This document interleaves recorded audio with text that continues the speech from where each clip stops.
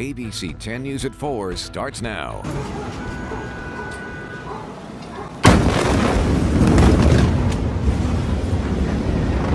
An unthinkable explosion rocks Beirut. Families racing to locate loved ones in the aftermath of a powerful blast as the death toll climbs. The Prime Minister now confirming what caused it. A renewed hope for answers at the bottom of the sea. The Marines locate the wreckage of an amphibious tank off San Clemente Island and bodies of service members presumed dead. Plus, serious concerns about reopening plans at an El Cajon middle school, why masks will not be required. We begin with an apocalyptic scene in Beirut. The death toll is climbing after an enormous explosion in the capital of Lebanon.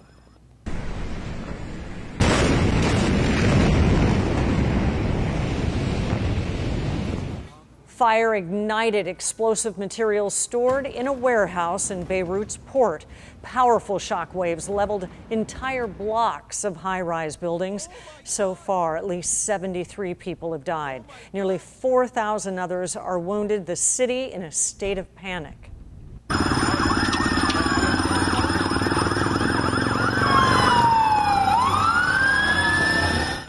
Right now, people are desperately searching for loved ones in the rubble. Hospitals are full and turning patients away. People are driving to nearby towns to receive care. A former San Diegan who taught at SDSU says it reminds him of Lebanon's bloody civil war. We are used to shellings and bombs and explosions. This was like nothing that I've ever experienced before. So the shock wave, this was immense. I think they're talking about a radius of maybe 1 or 2 kilometers of almost total destruction. The Lebanese Prime Minister confirmed that 2,700 tons of ammonium nitrate exploded. Fires are still burning in the rubble. Hundreds of people are missing.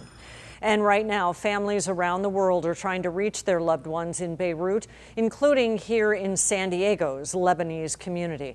We are working on that part of our coverage. We'll have that tonight on 10 News at 5. And stay with 10 News as new information comes in. You can have breaking news alerts sent right to your phone with the 10 News mobile app. New at 4 o'clock, the Navy has located human remains in the wreckage of the amphibious assault vehicle that sank off the coast of San Clemente Island. 7 Marines and 1 sailor were presumed dead after the training incident on Thursday. 1 Marine pronounced dead at the scene. 7 Camp Pendleton Marines survived. The vehicle sank nearly 400 feet. The Navy says it plans to begin raising the vehicle from the sea floor at the end of this week. The cause is still under investigation. And now to the coronavirus pandemic. San Diego businesses can continue operating outdoors for a full year. That's the decision by San Diego City Council, which is rolling out more money for underdeserved businesses hit the hardest. 10 News anchor Vanessa Van Hefty explains why some businesses say the outdoor plan has been a lifeline, but for others it simply won't work. The San Diego City Council extended what has been a lifeline for businesses to operate outside. The Al Fresco program now extended for a year. Under a new emergency ordinance, hair salons, barbershops, nail salons, and massage establishments, churches, gyms can all operate on private lots and streets. CrossFit Unsung moved its gym outside and says it's been a matter of survival. Being closed for 3 months already this year, being outdoors is pretty much the only thing that's going to allow us and a lot of other businesses to make it through all this. Charla Delgado and her husband Rudy are both stylists trying to keep their Mission Valley salon afloat. It's devastating. We've gone from being a productive, busy, full-time stylist duo to nothing. My husband and I don't have another source of income. He is a stylist, I'm a stylist, so we both lost our jobs. We have 2 elementary school children at home, so not only are we jobless, we're now homeschool teachers. And when and if we are able to reopen, we will be tasked with working part-time so that we can also homeschool our child. Delgado says working outside is not feasible, and while it may be an option for others, it won't be for her. Our service is indoors. I can't operate outside. It's not feasible for someone like me. The city today also announcing grants for small businesses in underserved communities. The city reallocating $700,000 from its Small Business Relief Fund to helping San Diego businesses hit hardest by the pandemic. Each grant ranging from $1,000 to $5,000 for those who qualify. Vanessa Van Hefty, ABC 10 News. To be eligible for the grant, you must be self-employed with fewer than 10 employees and making less than $100,000.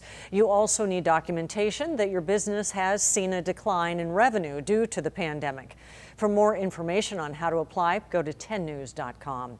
Right now, county leaders are discussing new enforcement plans designed to hold businesses accountable.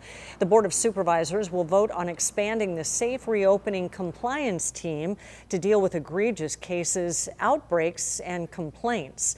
And right now, there are 3 levels of enforcement on the table. We'll let you know their vote as soon as it comes in.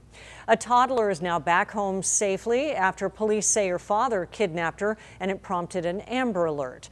Police combed the county early today to track down the father and his 2-year-old daughter. ABC 10 News reporter Leah Pizzetti explains how the little girl was found. It started in the early hours of this morning. A frantic mother called police saying her child was taken, and ultimately it led police here to this parking structure near UC San Diego. It all began Monday evening when police say 31-year-old Lafayette Harris took his 2-year-old daughter, Charlie Faye Harris. The child's mother called police in the middle of the night, then an Amber Alert was issued and the search began. Police say the father did break a domestic violence restraining order in place against him, and there was concern that he might leave the area. I pulled a huge amount of resources up here. Obviously, when a 2-year-old child's in play, all bets are off. I pulled everybody from around the city to do a search. San Diego police say the father was found Tuesday morning at work at a construction site near UCSD. He was taken into custody peacefully. Escondido police say they got a call from a woman connected to the father who said she was watching the news and realized she had the child they were looking for, so she called police. This particular female who called us is connected with the dad in some sort of relationship. Now the child is safe and the investigation into what happened will begin.